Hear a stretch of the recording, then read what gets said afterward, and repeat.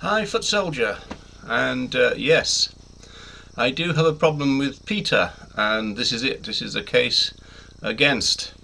I'm the barrister for the prosecution. So we are in a justice-based movement, and the problem with PeTA is it's not a good fit with that. Its antics are juvenile and shallow, and we're just not taken seriously. There's a problem.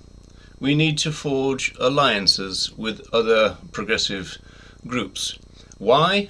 This is why. Neither social justice nor environmentalism are possible, I want to argue, until they incorporate animal liberation and veganism. And conversely, veganism and animal liberation, our goals, our values, our ultimate hopes, are impossible to attain without the help of social movements. We are too small, too elite, too privileged, too lacking in diversity, too marginalized socially to accomplish anything on our own. And why does PeTA get in the way of that? Well, things like this. What does the left say against us? Well, number one, we're single issue. And that's by and large true, aren't we? We focus on single campaigns. At best, we focus on the movement generally, vegan movement, animal rights movement. We don't tend to make the connections to other social movements. So we're single issue. The problem with that is it abstracts speciesism from a complex network of forms of oppression that are interrelated, as I've emphasized. It allows for the instrumental use of other people's oppressions and histories for our purposes. Because we don't care if we alienate other social groups. We're just in it for the animals. A very counterproductive way of thinking. And again, here, PETA is the classic case. Of course, women in cages alienates feminists. So we lose a whole important block of people, of a social movement that we really need working with us. And we have, whether we realize it or not, profound connections with. Another PETA stunt that was pulled that many people don't know about is one time some activists donned KKK suits, right? The pointy white hats, just for a publicity stunt. I gotta tell you, that's a real bridge builder. That's really gonna get to the people of color. Didn't I see you clowns in a KKK suit? It wasn't me, but yeah, I'm sorry, man, it was my movement. And also, this issue is important. I was teaching low-income folks, mostly people of color. I was teaching women's studies. I always integrated the animals, always. And not only did nobody object, but every semester people came up to me, made time to specifically thank me for including the animals. There is so much openness when it's done within a true understanding of how this is all connected. There is so much more openness. The mainstream is not the majority, right? You know this, right? The so-called mainstream is not the majority. Add up all the people outside the mainstream, that's the majority. Okay, so when we target our message here, we're doing like maybe the exact opposite of what we need to do, because it's the folks who are oppressed by the system, who are best able to see the intersections between their own and have the motivation to help us throw down the system. You see what I'm saying? So let's unpack that a little bit. We are a left-leaning movement with a set of values, and we need to forge alliances with others of similar values. The antics of PETA get in the way of that, gets in the way of forging alliances with others that we need to be in alliance with to win what we want, to get what we want. Animal liberation, animal rights, whatever you want to call it. So the kind of things that PETA do, like this. This is Jessica. She suffers from BWV-AKT boom. Boyfriend went vegan and knocked the bottom out of me. A painful condition that occurs when boyfriends go vegan and can suddenly bring it like a tantric porn star. Gets in the way of forging alliances. It's just not going to work. You know, they are not a good fit in a justice-based movement. It's my opinion that if we were a justice-based movement and took that seriously, we would close something like PETA down. They don't fit. They've got no place in a justice-based movement because of their values, their antics, their shallowness. It's a juvenile organisation. It's ridiculous. Another issue for me is animal rights. I would like for there to be a genuine animal rights movement. PETA claims to be the largest animal rights organisation in the world.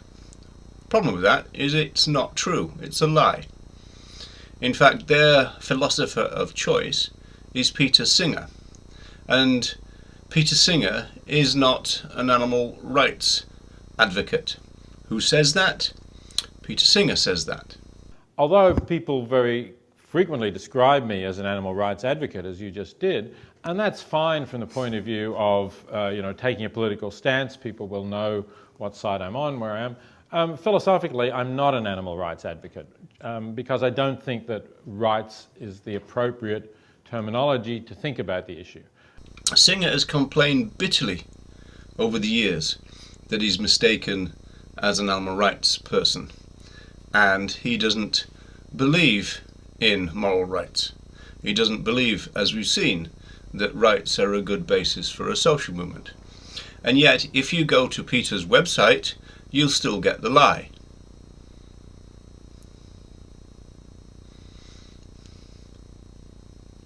This is unacceptable.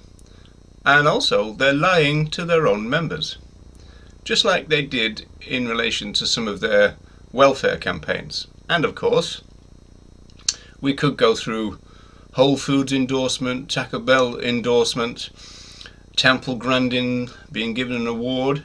I want to bring up the issue of controlled atmosphere stunning. I researched that in about 2008 when PETA were pushing KFC in Canada and declared a victory because they were moving from throat slitting to controlled atmosphere killing, or in the modern movement we call that using gas chambers, which is actually technically untrue, but that's what we call them. It's a kind of way of reducing and then removing oxygen from a chamber. It's a very, very painful procedure, and that's according to animal welfare experts. There's a problem when you get air pockets inside these chambers, so you need to create some form of turbulence in order to try and dissipate that. It's a major kind of problem.